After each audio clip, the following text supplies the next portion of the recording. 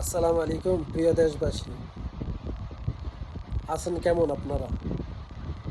ভালো নাই না?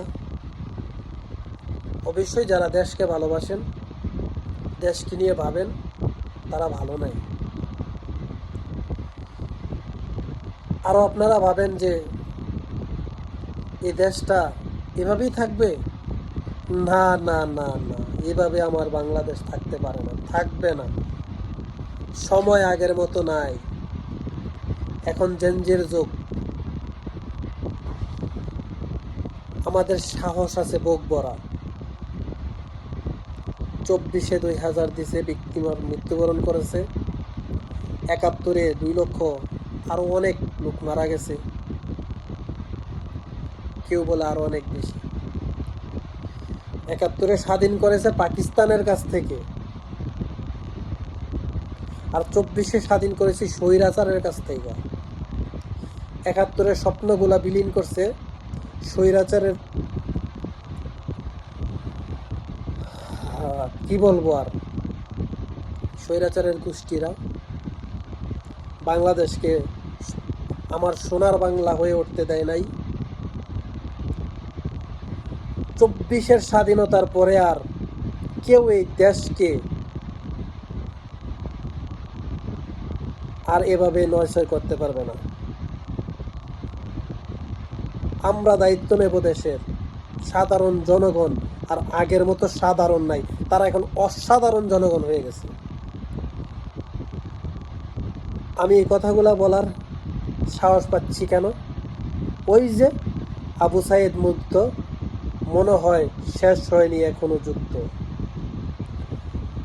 আবু সাইদ মুগ্ধরা 2000 শহীদ বুঝিয়ে দিয়ে গেছেন এই দশটাকে, তোমরা আবার, আমরা এই দেশকে স্বাধীন করে দিয়ে গেছি স্বৈরাচারের হাত থেকে, এই দেশকে তোমরা গড়তে হবে। আমরাও প্রতিজ্ঞাবদ্ধ। আবু সাইদ মুগ্ধ, তোমরা মারা গেছো 2000-এর উপরে, লাগলে আমরা 2 লক্ষের উপরে মানুষ মরবো, তারপরে এই দেশ আমরা যেমন চাই তেমন করে গড়ে তুলব। এই দেশে কোনো বৈষম্যের শিকার হবে না। নাগরিক সে অসাধারণ নাগরিক হিসেবে ফ্যাসিলিটি পাবে, দিতে হবে। যদি না দিতে পারো, তোমার সরকার গঠন করতে হবে না এই দেশে। আমরা দেব না। আমরা পিছনে তাকাইতে চাই নাই। 71-এর পরে আমাদের দেশ স্বাধীন হয়েছে পাকিস্তান থেকে, আরও অনেক দেশ স্বাধীন হয়েছে তারপরে। ওই দেশের দিকে তাকাইলে আমাদের দেশ কোনোভাবেই তাদের সাথে যায় না। তাই বলতেছি, আমার মতো সাধারণ মানুষ আপনারাও আপনাদের মনের বিচারগুলা, আপনারা কি চান, এই মিডিয়ার মাধ্যমে এসে জানাবেন। আর এডিটের গুল্লি মারেন, কে ভিডিও এডিট করা লাগবে? আপনার হাতে একটা মোবাইল আছে, মোবাইলের ক্যামেরাটা অন করেন, ভিডিও অপশানে যান, আপনার মনের কথাগুলো বলুন। দেখুক না দেখুক, অবশ্যই একদিন দেখবে। 1000 লোক যদি হাজারো ভিডিও এভাবে পোস্ট করে সোশ্যাল মিডিয়ায়, সবাই দেখবে। আপনার বিচারটা, আপনি কি চান, আপনার মনের ভিতরে কি চলতেছে, সেটা তো বুঝতে পারবে। কাজের কথায় আসা যাক। 1 বছর হয়ে গেছে না আমাদের, আমার ভাইরা মারা গেছে না, জুলাই সনদ এখনো পাচ্ছেন। আজকে জুলাইয়ের 15 তারিখ শেষ, আধা মাস শেষ।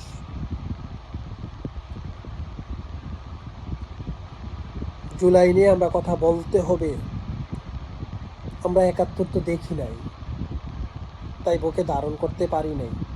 আমরা তারপরও বইয়ের বাসায় আমাদের বিজ্ঞ যারা ছিল তাদের কথা শুনে আমরা 71-কে ভালোবাসি। 71-এ যারা জীবন দিয়েছে তাদের জন্য আজীবন শ্রদ্ধা আমাদের থাকবে। আমরা তাদেরকে আমাদের মাথার তাজ হিসেবে রাখবো। 24-এ যারা মরেছে আমাদের চোখের সামনে, আমরা দেখছি কীভাবে আবু সাইদ গুলি খাওয়ার পরেও দাঁড়িয়ে পুলিশের সামনে দেখাইছে, কিভাবে মুগ্ধ, পানি পানি পানি লাগবে পানি। কিভাবে আমার বোনেরা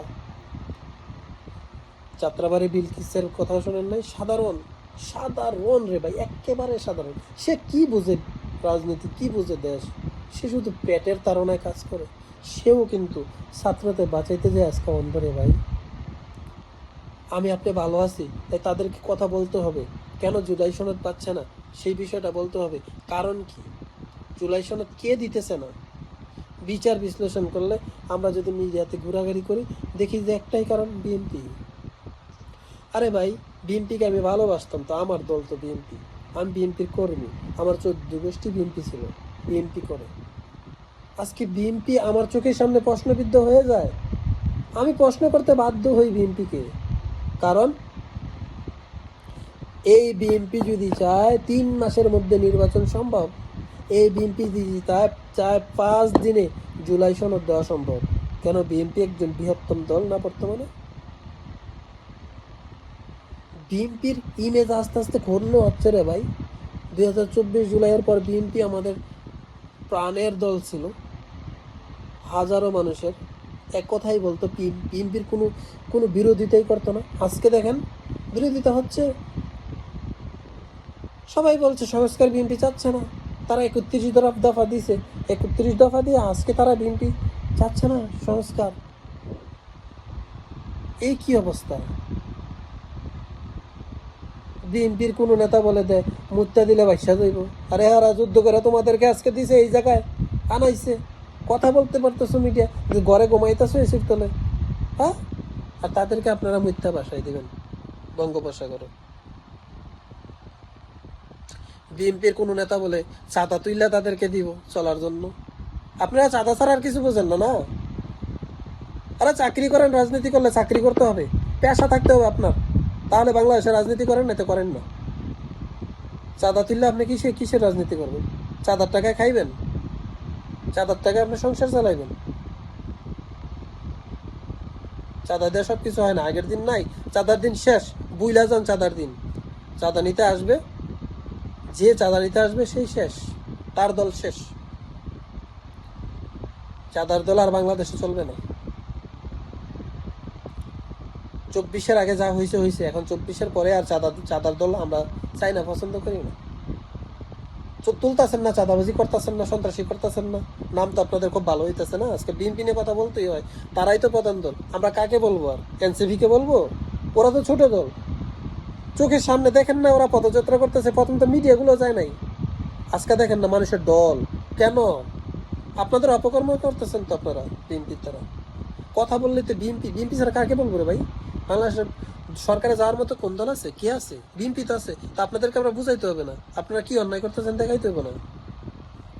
আপনারা বহিষ্কার করতেছেন বলেন, আপনার নেতারা চাঁদাবাজি করে, আপনারা বহিষ্কার করবেন, তো বহিষ্কার করলে বাড়ে কেন চাঁদাবাজি? কমে না কেন? আমার ছেলের আমি যদি শাসন করি, এই ছেলে কালকে সন্ত্রাসী করলে তারাই মাইরে ইলাম, তারা জেলে দিয়ে দেবো না?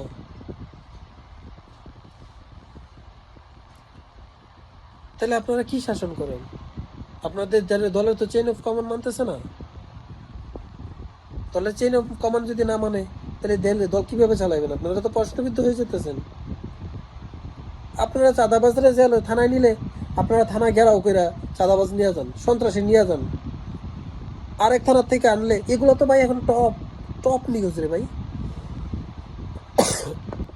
আপনারা এক নেতা আরেক নেতারে পাথর দিয়া চেতলাই দিচ্ছেন, এই কোন জামানায় আমরা আসছি?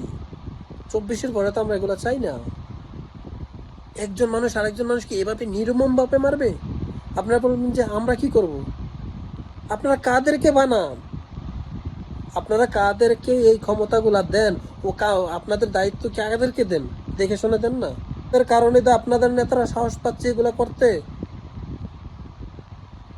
আপনাদের নেতা ওই পাটগাঁয়ের যে অবস্থাটা, এটা দেখা পরে আবার ইশরাক, আমরা যারা তারুণের আইডল মনে করতাম, ইশরাক, উনি বলে 10 মিনিটে সচিবালয় ঘেরাও করবো, 10 মিনিটে সচিবালয়কে ঘেরাও করা, তো তাদের কাছ থেকে তো পায় এই সাহসগুলো। আপনাদের ছোট ছোট নেতাকর্মীরা যারা সন্ত্রাসী চাঁদাবাজি করতেছে, কার থেকে পায় সাহসগুলো?